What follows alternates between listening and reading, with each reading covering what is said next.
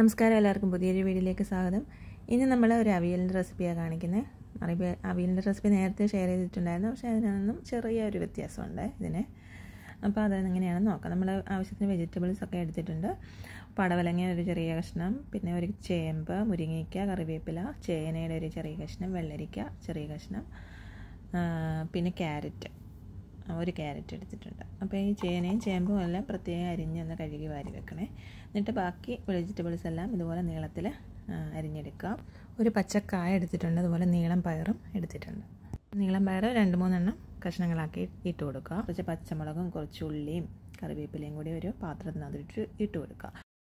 ഇനി നമുക്ക് 1/2 ടീസ്പൂൺ മഞ്ഞൾപ്പൊടി, ഒരു നിറത്തിന് വേണ്ടി 1/4 ടീസ്പൂൺ മുളക് പൊടി, ആവശ്യത്തിന് ഉപ്പ്, പിന്നെ വെളിച്ചെണ്ണ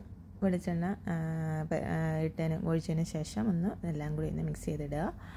എന്നിട്ട് നമ്മളിതൊന്ന് കവർ ചെയ്ത് ഒരു മീഡിയം ഫ്ലെയിമിലിട്ടിട്ട് ഒന്ന് കുക്ക് ചെയ്തെടുക്കണം. അപ്പോൾ ഇത് അടികട്ടിയില്ലാത്ത പാത്രമാണെങ്കിൽ ഇത്തിരി വെള്ളം ഒന്ന് തളിച്ച് കൊടുക്കുന്നത് നല്ലതായിരിക്കും. ഒരു മിക്സിയുടെ ജാറിനകത്തോട്ട് 5-8 ചെറിയ ഉള്ളി, പച്ചമുളക്, കറിവേപ്പില, പിന്നെ 2-3 അല്ലി വെളുത്തുള്ളി, പിന്നെ ഒരു ചെറിയ കഷ്ണം പുളി, 1/2 ടീസ്പൂൺ ജീരകം കൂടി ഇട്ട് കൊടുക്കുന്നുണ്ട്. അപ്പോൾ അതും കൂടി ഒന്ന് ചതച്ച് മാറ്റി വെക്കുക. ഇനി നമുക്ക് ഈ വെജിറ്റബിൾസ് എല്ലാം വെന്തതിന് ശേഷം നമ്മൾ ഒരു തക്കാളിയും കൂടി ചേർത്ത് കൊടുക്കുന്നുണ്ട്. എന്നിട്ട് ഇത് അടച്ച് വെക്കുക. അപ്പോൾ ഈ നേരം കൊണ്ട് നമുക്ക് ഈ അരപ്പ് തയ്യാറാക്കാം. അപ്പോൾ നമ്മൾ പച്ചമുളകും ഉള്ളി എല്ലാം ചതച്ച് മാറ്റി വെച്ചിട്ടുണ്ട്. അതിൻ്റെ കൂടെ തേങ്ങയും കൂടി ഇട്ട് കൊടുക്കുക. എന്നിട്ട് 2 ടീസ്പൂൺ തൈരും കൂടി, അധികം പുളിയില്ലാത്ത തൈരാണ്, അതും കൂടി ഇട്ടതിന് ശേഷം അരപ്പ് നല്ലപോലെ അരച്ചെടുക്കുക.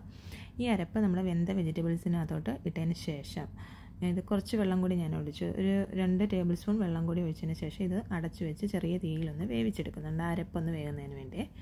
അപ്പോൾ അരപ്പൊന്ന് വെന്തതിന് ശേഷം നമ്മളിതുപോലെ പച്ചക്കറിവേപ്പിലയും അതുപോലെ പച്ച വെളിച്ചെണ്ണയും ഒഴിച്ച് ഒന്ന് ചുറ്റിച്ച് കൊടുക്കുക. വെളിച്ചെണ്ണ ഒഴിച്ചതിന് ശേഷം നമുക്ക് തീ ഓഫ് ചെയ്ത് നമുക്ക് അടച്ചു വെച്ച് കുറച്ച് നേരം അടച്ചു വെക്കുക. എന്നിട്ട് സേർവ് ചെയ്ത് കഴിക്കാവുന്നതാണ്.